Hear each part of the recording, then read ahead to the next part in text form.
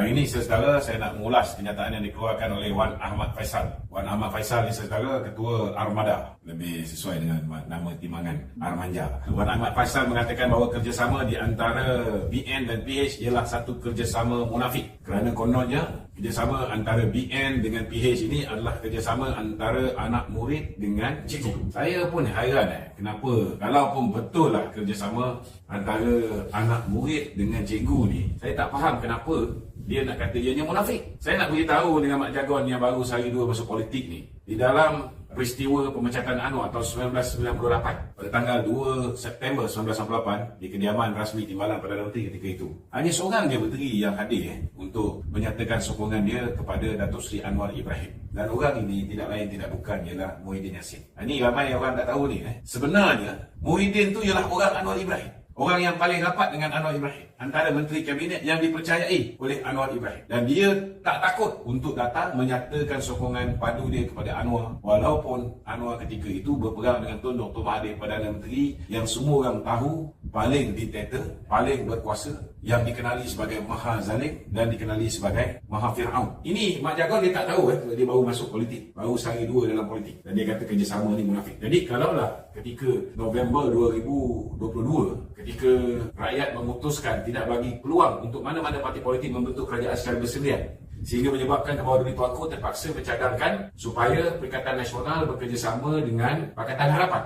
Kalaulah pada hari tersebut Muhyiddin tidak dikurniakan kebodohan, kalaulah tiba-tiba pada hari tersebut Allah Ta'ala kurniakan kebijaksanaan kepada Muhyiddin, daripada kau jadi kluster mahkamah, lebih baiklah kau ambil jawatan Timbalan Perdana Menteri. Lagipun parti kau cuma dapat nombor 2 kursi terbanyak.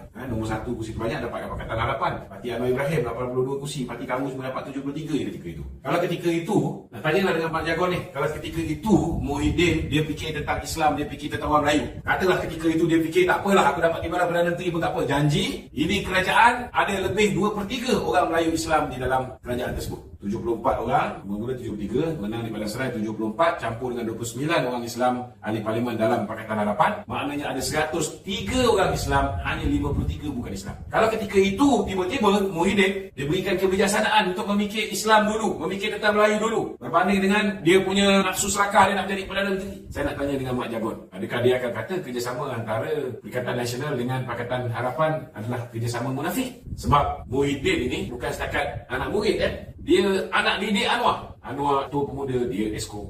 Anwar Timbalan Perdana Menteri, dia pernah menjadi menteri, dia pun pernah menjadi menteri besar. Jadi cakap tu biarlah pakai otak sikit. Jangan ikut cakap sesuka hati mengikut kepala lutut dia. Bahaya Mak Jagon ni. Kalau jumpa dia jangan terlanggar lutut dia. Pilihan Raya 2015, saudara, Perikatan Nasional berjaya mendapat 74 kursi. Mereka mendapik dada mengatakan bahawa mereka menang kerana mereka bersih dan stabil. Betul ke tuan-tuan? Betulkah mereka bersih? Betulkah mereka stabil? Memang betul tuan-tuan, mereka bersih. Tapi mereka sapu bersih. Betul tak? Bila dia sapu bersih, dia stabil. Saudara, dulu dia boleh kelentung rakyat. Hari ini rakyat dah tahu dah perangai mereka. Betul? Rakyat dah tahu apa yang berlaku sepanjang tempoh pilihan raya umum ke-15. Mereka merasuah pengundi-pengundi secara besar-besaran. Betul tak betul? Islam ada ajar kita rasuah secara besar-besaran, ada? Tak ada tuan-tuan. Ini berlaku di depan mata ulama'-ulama' PAS yang kata mereka nak menegakkan Islam, saudara. Hari ini orang dah tahu dah siapa yang merompak dana jana wibawa ketika negara didaruratkan. Betul tak? Saudara, mereka daruratkan negara ini untuk selamatkan rakyat dari COVID atau selamatkan Muhyiddin Yassin, tuan-tuan. Ini semua saudara mereka tak boleh pertikaikan lagi. Kalau dulu cerita kononnya mereka bersih, ini boleh mereka sampaikan ke akar umbi. Hari ini bukan setakat projek Jana Wibawa sudah terbongkar. Isu bagaimana cabutan daripada 8 boleh meningkat menjadi 22 kali. Dan kita lihat tuan-tuan, bila PMX mengatakan berulang kali mereka dapat duit dana judi, ada tak Tan Sri Muhyiddin menyaman PMX? Ada? Tak ada. Sebab mereka memang melakukannya, saudara. Dalam masa yang sama, saudara, hari ini, bila mana Razi Jidin buka saja mulut, cuba bertindak biadab terhadap PMX, kita lihat satu lagi skandal telah keluar. Betul tak? Duit untuk cetak buku Jacob yang bernilai hanya 15 juta melambung menjadi berapa juta? 80 juta. Orang pelanggan dah tahu belum?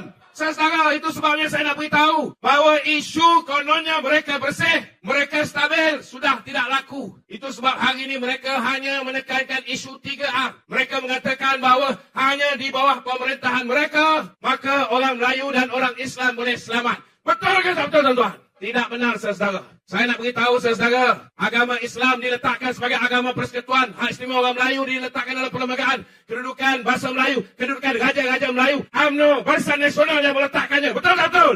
Dan hari ini UMNO bersama dengan Pakatan Harapan dan Kerajaan Perpaduan. Selagi kami bersama, insya-Allah, tuan-tuan, keempat perkara asas ini akan tetap kami jaga. Dan semua di hadapan saya akan turut memastikan kepimpinan Kerajaan Perpaduan menjaga kepentingan orang Melayu dan kepentingan Islam. Boleh?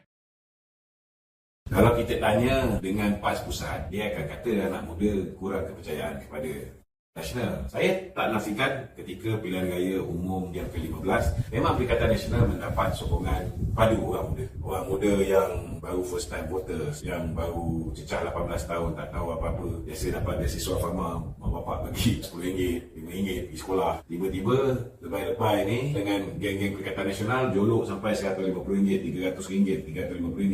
Ada yang dapat RM500, ada yang dapat RM1000 satu rumah. Memang banyak menggelapkan mata orang muda pada ketika itu. Tetapi kalau kita tengok senario ketika pilihan raya di 6 buah negeri, sudah nampak ada keseimbangan. Anak-anak muda yang dulu percaya PAS dan Bersatu ni bersih, bila tahu tentang contohnya kes yang melibatkan ahli parlimen di Kuala Terengganu, begitu juga dengan apa yang berlaku di Maram, tapi Maram dia nasib baik sebab saksi dia lagi. Acara akad sumpah, wallahi saya undi PAS dapat duit. Orang muda dah banyak berfikir. Orang muda dah boleh menilai sama ada betul tak betul. Jadi saya tengok prestasi orang muda ni, kalau dulu lebih berat daripada Perikatan Nasional, sekarang saya boleh kata seimbang. Dan bila kita tengok apa yang berlaku di Simpang Jeram, apa yang berlaku di Pulai, nampak gayanya, alhamdulillah, sokongan sudah nampak ada sedikit perubahan dan penambahan. Cuma kalaulah geng-geng mak jagon, geng-geng Perikatan Nasional ini mengatakan bahawa kursi Dun Pelangai ini milik mereka kerana orang muda bersama mereka, saya bersetuju. Sebab hari semalam saya dapat maklumat ketika anak-anak muda Perikatan Nasional berhimpun, memang kursi itu milik mereka sebab kursi banyak masuk. Itu tanda-tanda awal bahawa Perikatan Nasional ataupun PAS ditolak di Dun Pelangai. Jadi janganlah buat perangai duk klaim kata orang muda dengan kamu. Bukan semua orang muda boleh membiarkan diri mereka berterusan diperbodohkan oleh PAS dan Perikatan Nasional. Tak semua orang muda ni tak berfikir. Banyaklah orang muda yang pakai otak. Bukan semua jenis macam Mak Jagon. Ada masalah ekonomi, dia cadangkan suruh citak duit.